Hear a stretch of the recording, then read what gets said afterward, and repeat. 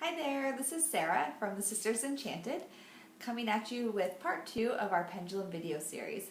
So yesterday in part 1 we talked about the different types of pendulums and choosing your pendulum. Today in our part 2 video we are going to talk about programming your pendulum and starting to use it. So the first thing that you want to do when you choose your pendulum is just kind of get a feel for it. Here are two that I use on a regular basis. This is one that I tend to use now with just a rose quartz stone on it. I showed it to you in the video yesterday. And here is another one with an amethyst that actually the chain that the stone was on actually broke. And so I now have it just on just a silver chain that I can actually wear as a necklace also. And so this was my first one and kind of my trusty one that I use all the time. So I'll be using this one for the demonstration today. So to program your pendulum, you want to definitely get a feel for it, feel the weight of it, kind of just move it around and see what it feels like when it's moving in different directions for you, and just kind of get to know it, just like you're getting to know anything else. A person, a new place. Really just get a feel for your pendulum and get to know it. So to program your pendulum, there's two ways to do this. It's important for you to identify what your pendulum looks like when it's saying yes and what it looks like when it's saying no and maybe, so that you can actually read what it's saying. So there's two ways to do this, as I said. The first is to kind of just let the pendulum do its thing. So you can ask it a question, and you can literally ask it to show you a yes, and you can hold it. I'm trying to hold it so you can see it again. This is on a chain, so I'm kind of wrapping some of it up so you can see it in the video here. But you can actually ask your pendulum to show you a yes. So I, could ask my pendulum, show me a yes. And just wait and see what direction or what movements your pendulum takes. And you could ask it, show me a strong yes, and see if it starts moving in that direction even more clearly. So with mine, you might be able to tell it's kind of doing the head nod, like, as if it's moving up and down, it's moving back and forth, and it's showing me a yes in that direction. And to stop it and kind of clear in between readings, you can touch it with your hand, touch it to another surface, start it over again, and now I'm going to ask it to show me a no. And if you're able to tell in the video, which I'm not sure you are, it's now doing like a head nod side to side. No. So you can ask it, literally ask your pendulum, show me a yes, show me a no, and show me a maybe. And for me, a maybe typically is just kind of standing still for a maybe, and see what direction it moves in. So some people, it'll give you that forward movement, kind of like you're nodding your head for yes, or the side to side for a no. And either a stationary for a maybe or kind of a big circle for a maybe. Other people, it might do clockwise for a yes and counterclockwise for a no, and then again stationary for a maybe. So the first way to program your pendulum is to literally just ask it, show me a yes, show me a no, show me a maybe, and see what your pendulum shows you. Now the other way that you can program your pendulum is to demonstrate for your pendulum and kind of train yourself what you want those movements to look like. So if you wanted to do the forward and backward for a yes, you can literally, tell the pendulum and show it, and move your hand and say forward and backward is going to be a yes, and side to side is going to be a no, and still is a maybe, or a circle is a maybe, and literally show it what you want it to do. And in doing it this way, if you recall from video 1, I said that there's two schools of thought, that either the movements are coming from your subconscious and it's kind of our fine nervous system that's actually moving the pendulum according to our subconscious, or we're getting a divine message or from our spirit guides, and that's going into our subconscious and helping us move the pendulum.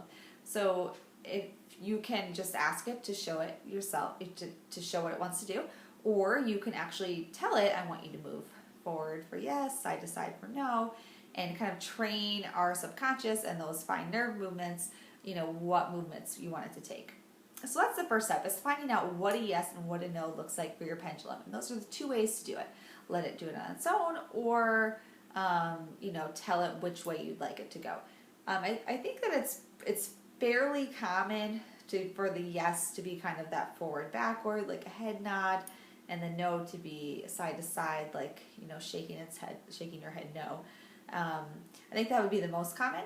And for others, it's either the clockwise or the counterclockwise for yes and then no.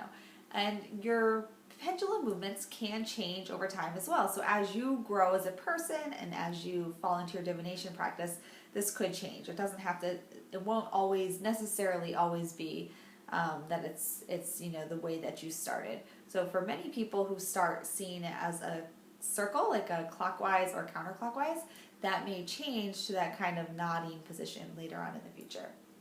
So once you have your yes and your no figured out, you can go ahead and verify that you have the movements correct by asking a question of your pendulum.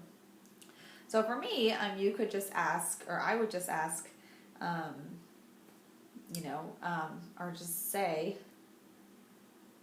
my name is Sarah, and see what it does. So, it should say yes, and from where I'm looking at it, I don't know if you can tell on the camera, it is doing the yes, the head nod, my name is Sarah.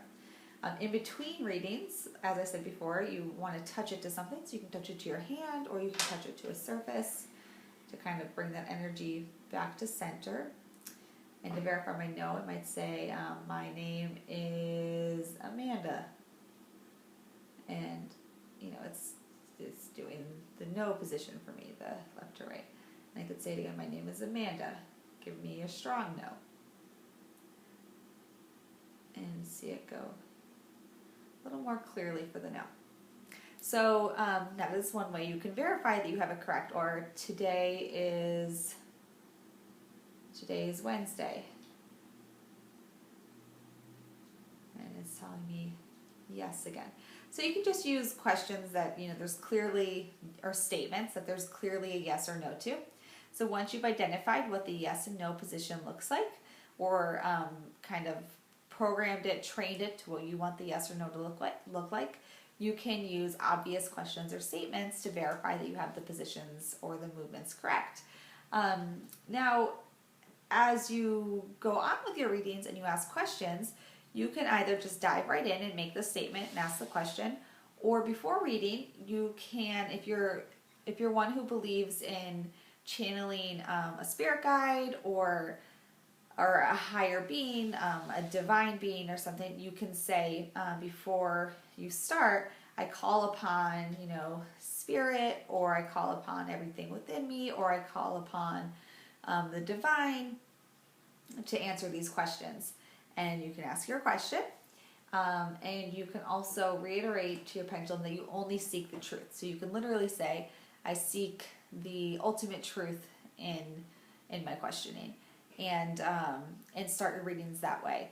If that helps you really get in touch with yourself or with whoever or whatever it is that you're channeling before you start reading. So you can either start questioning. So you can either dive right in and just get right to the question, or you can call upon a divine being, a spirit guide, or if it's just yourself that you're calling upon, you can do that before you start asking your questions of your pendulum. And again, as I said before, in between your questions and your statements, you want to clear your pendulum by touching it with your non-dominant hand or touching it to a surface to clear that energy. And that's pretty much it. That's it about getting started with using a pendulum and programming your pendulum. So some other questions that you can ask of your pendulum as you're practicing. You can say things like, is it in my best interest to buy this dress? Is it in my best interest to eat this piece of cake? Is it in my best interest to go to the movies tonight? You could also ask questions like, will I enjoy working at this new place? Will I enjoy going on this date? Will I enjoy eating this meal? You can ask those kinds of questions to dig deeper into your subconscious. Does my body, or does a certain food treat my body well, or does my body respond well to grains? Does my body respond well to sugar? You can ask those kinds of questions of your pendulum, and kind of get to know your pendulum better by asking these questions that might not have such obvious answers to you, maybe something that you're kind of stuck on, but they're not super deep questions either. And that's another way that you can practice using your pendulum. In between using your pendulum, I get asked often about storing your pendulum, what you should do with it. So you can either, if you have a sacred space, like a meditation space or an altar of some sort, you can simply store it in that area. You can store it in a box so that it's kind of protected from negative energies, or you can store it with like a clear quartz crystal near it, or a piece of selenite to help keep it kind of clear of negative energies. And you can even regularly smudge it with some sage or pass it through some incense, charge it under the sun or the moon, and just, again, banish all the negative stuff that happens in your house. Every house has a little, here and there, some negative energies that come into it from some way or another. And keep it clear of those things so that you and your pendulum have a great relationship and continue to work together well. And I said in video 1 that the pendulum is really the best divination tool to kind of carry with you all over the place. So, it's perfectly fine to keep it with you all the time. The more you use it, the better able you will be to ask questions of it, understand it, and tap into your subconscious. And as I mentioned, this was my first pendulum. The chain broke, and I just use it as a necklace now. So between this and a calcite pendant that I literally have a pendulum on me at all times, ready and able to use at a moment's notice. So that's it for part 2. Programming and getting ready to use your pendulum and asking questions of it. I hope that you join us over on our Facebook group. Let us know how it's going so far and what method you use to program your pendulum, whether you just dove right in, let it choose for you, or you actually told it which movements you wanted it to make, and what kind of pendulum you're using. We'd love to hear from you over there at the Facebook group under the Sisters Enchanted. And we will see you tomorrow with part 3 of our video series where we will go beyond a yes or no and dive even deeper into using a pendulum. All right, so take care and have a great day. Bye.